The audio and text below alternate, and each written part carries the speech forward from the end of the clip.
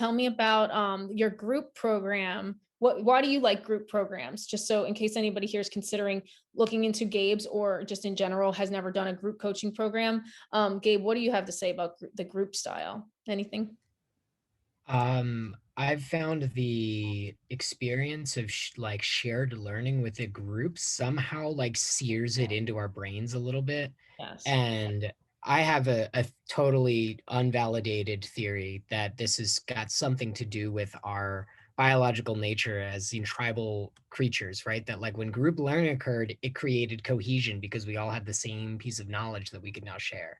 Mm. And so there's this unique things that happens when you blend like individual insights with group kind of processing or integration of those insights, or having different people bounce ideas around on the same piece of information or technique.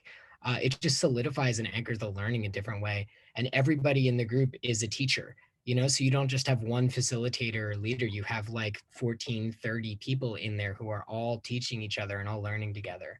And it's been really powerful and synergistic for me as a participant being in this type of environments. And I also just think it makes it like a little bit safer and more accessible too, where you're just like you're not at this like intensive one-on-one experience if that's not what you're called to, right? Like Sarathi said, we all have these different preferences for how we want to learn or engage, or what brings us energy or drains energy from us.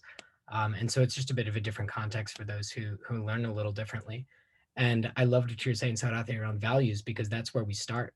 That's the theme of the whole first week. And it's usually the foundation and the jump off of a lot of the coaching programs I do. Because if we're not figuring that out, we're kind of not pointing the ship in the right direction. You know what I mean? They can serve as a North Star, and they do shift and change over time. But the cool thing about values is they're never aspirational.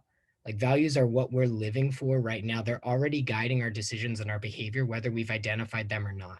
And so Right. anything that's creating resistance for you is a value that's maybe not being honored. And anything that's creating excitement and energy and enthusiasm for you is somehow aligned with a value that you have.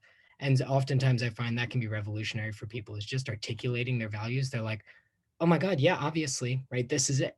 But just having the vocabulary to anchor that to can give you a lot of agency. Oh wow, that is a big mic drop. Like the idea of like they're already guiding you, you just don't know it because you're not clear Yep, on. you're already living your values right now in some way. They're part of what you're fighting against because you're not honoring them, or they're part of what you're already getting meaning from, or what you're kind of going out of the way for, right? We're never not seeking our values. We're always acting on them, whether we've identified them or not.